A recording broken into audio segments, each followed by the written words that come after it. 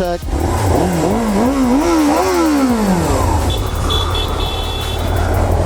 What? Okay. Anyways, now you can probably hear me a lot better. Oh man, gotta get used to this thing. But anyways, woo! Holy shit though. Man, it runs like 1,000 times better. So I had my friend's stepdad, Harry, take a look at it, and he basically went through all the carbs. New coils. I ended up having to get a new CDI because for a while there we were getting no spark. So I just said, screw it, I'm going to replace the CDI and see if that does it. Sure enough, new CDI, Spark City. So new plugs, new coils, dyno jet kit, K&N air filter, pretty much everything you can do to it. And it's just running a million times better. Except when it stalls. We still got to play with the idles a little bit, but we'll get her there.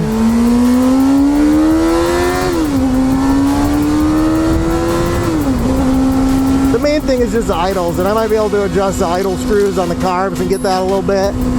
But the big thing, and why I had them work on it in the first place, was because there's big flat spots at the beginning and lower end of the RPM range where it would just like totally fall on its face and the RPMs would go down and then it would dip back up once you got it going. But now all the flat spots are gone. Like, it's pulling freaking amazing for a 400. You have no idea that this thing would rip like this, but it moves pretty dang good. So I'm pretty impressed with that, and we just got to get the idle right, and we should be good. Kai should definitely be able to ride this thing now. It's in a good working order. But yeah, oh man, this is a fun little bike. It just feels so tiny, like feels like a bigger freaking Grom that you're leaned over on.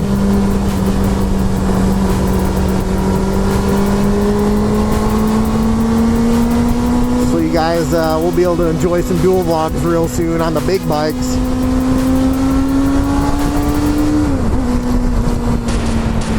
But I know Kai's been absolutely dying to get on a big bike. And for a while I'd actually posted this for sale because I was like, screw it, we're never gonna get it fixed. And I put it on Craigslist. I'm like, not running. And I had a bunch of people bite on it, but I was just too lazy to actually sell it. And then summer came around. I'm like, well, screw it. Let's try and throw some more money at it. See if it gets going. The CDI fixed the spark problem they were having. So who knows? That could have been related to some other stuff too. But it's definitely running now. And then so far it's running great. It's kind of a cool little bike. Like the Bandit 400, if you look at it, it's pretty rare. There's not many of these in the United States, and they didn't make them for very long. So it's kind of a blessing and a curse. One thing it's really hard to find parts for because it wasn't around very long, and they didn't make very many of them, and there's not very many of them in the States. So most of the stuff you find is pretty pricey in terms of parts. But it's kind of cool because it's unique. It looks really neat. It looks like a baby Ducati essentially. So it's kind of got a unique look, and Kai really likes it. And in terms of like how light it is and how low it is, it's like perfect for Kai because she can easily flat foot it. It's not a heavy bike at all. But man, it's got some good get up and go. It's got like a baby inline 4 on it. It's just a shame it's not fuel injected, so the carbs are always a fun thing to have to deal with. So that's what Harry helped me out with. Get it right, get it tight. But it seems to be running pretty good, guys. Like I said, we might have to play with the idle a little bit, but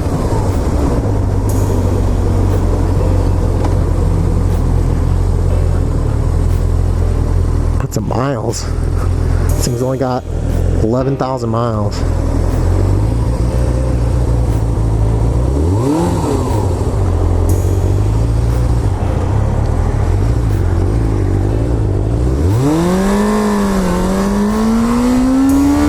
Likes to pick up quick though. Woo! She moves. She got some guts for a little 400. It's like a perfect bike for Kai. She was looking at buying just a brand new Rebel 500, but she ended up getting braces instead, so that took all her Rebel budget, if you want to call it that. So kind of glad we got this thing running, so she'll have a big bike for this summer and she can get some more riding experience. And who knows, maybe next year she'll want to sell this and get a Rebel anyways. But I kind of feel like after riding this, I'm guaranteed this thing's got more fucking guts and get up than a Rebel 500, even though it's 100 more cc's. The only nice thing about Rebel 500 is fuel injection and probably about 1,000 times more reliable. But those new Rebels are actually pretty sweet. Like, there's a lot of customization for those things. Kai's following me right now in the Hondo, getting blinded by them McTunings. Yeah, it needs like the idle just a little bit higher. Ah, so far so good, guys, man. She's running. She's running.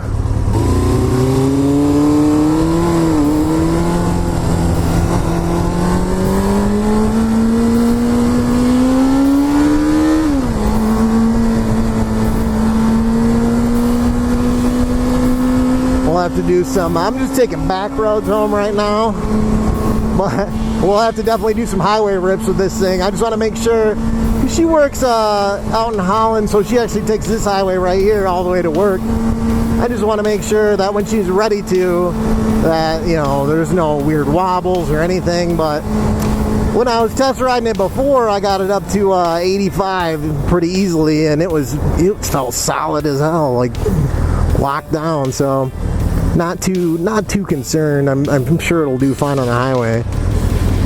Speedo goes to 150. I don't know if it actually goes that fast, but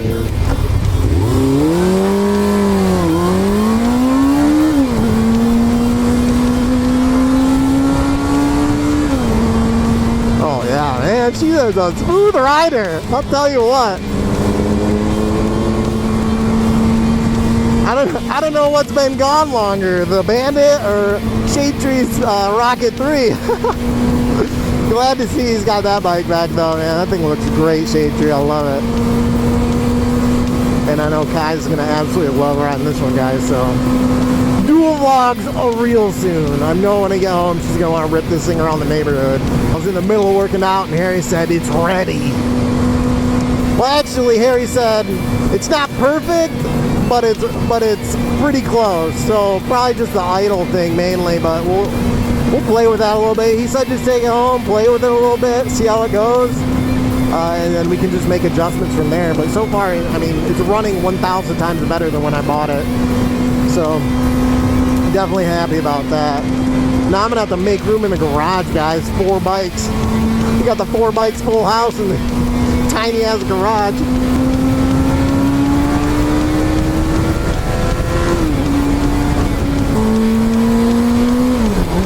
Shift's really smooth too.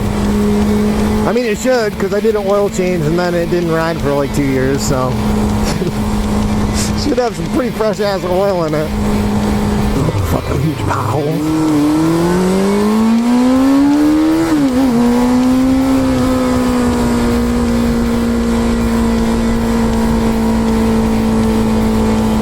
See how Kai does on it though. She hasn't ridden a big bike in since the last video you guys saw, but she has been riding that Grom the whole time. She got her motorcycle endorsement on a big bike when she took the 2-day class, so she's fully certified and ready to go.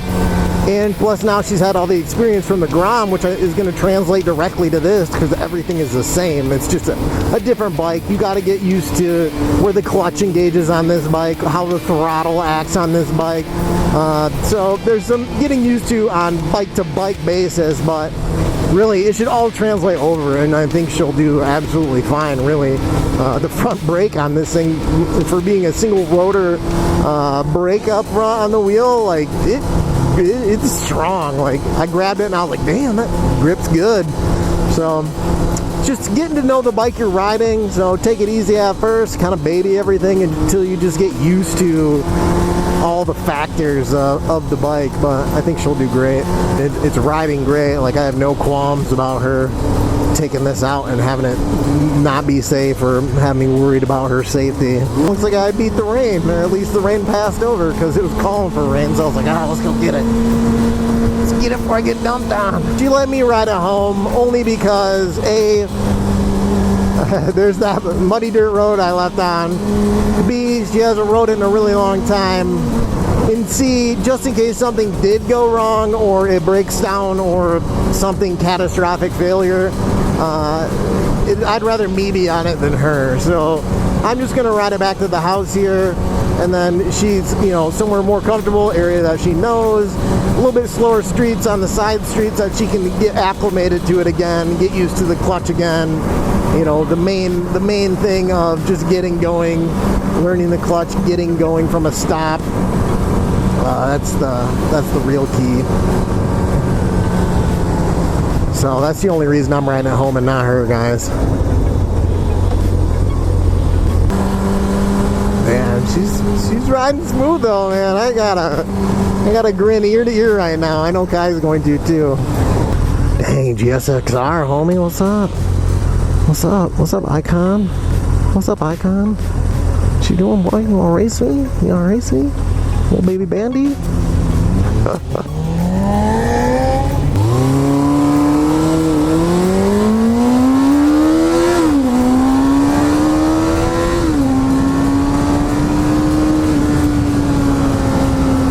I probably look ridiculous on this thing because it's so tiny, or it feels so tiny. I feel like my knees are up to my nips.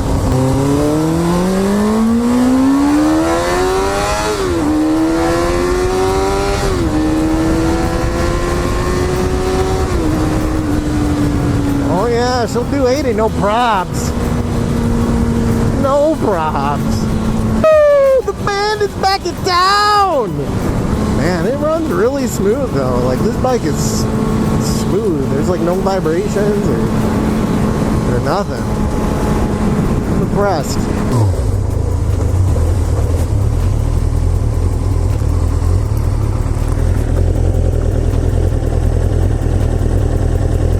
Yeah, look at my fucking car, guys. I'm gonna clean that fucking tar off. If you guys got any pro tips, it's all over the wheels and everything. The Bandit is back!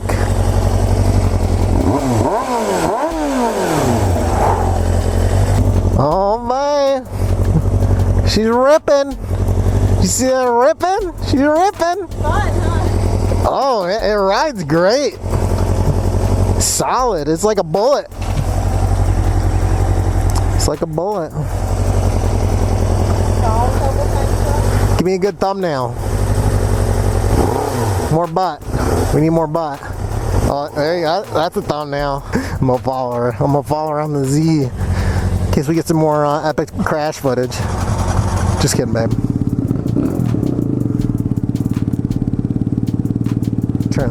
Turn them Cenas on. Being ready? That like clutch engagement and throttle and stuff. It's gonna be different than the Grom. Look at that. It'll just take some getting used to again. Oh yeah, it's got some guts. But when I rode it home, it only stalled once at a light. Only once. So I turned the idle up just a tiny little bit when we got home. But maybe I could give it a little bit more. But we'll just let you ride it around and see how it goes. Guys said it feels like day one all over again. Except with a lot less stalling.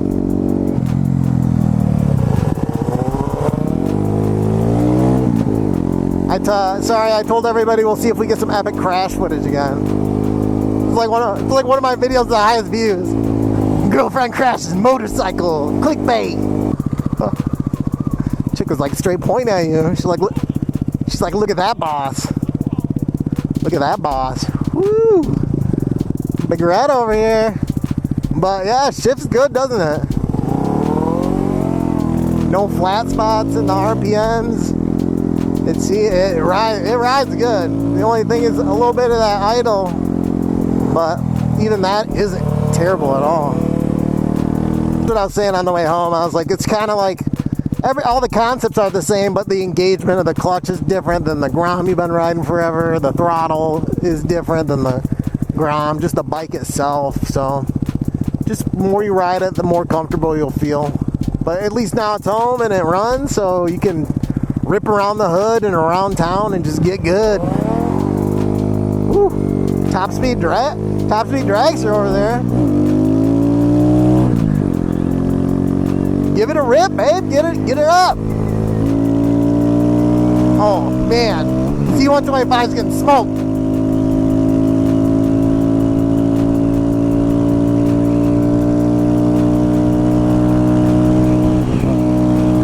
I'm like reaching for another gear. Dang, you want to race the Busa?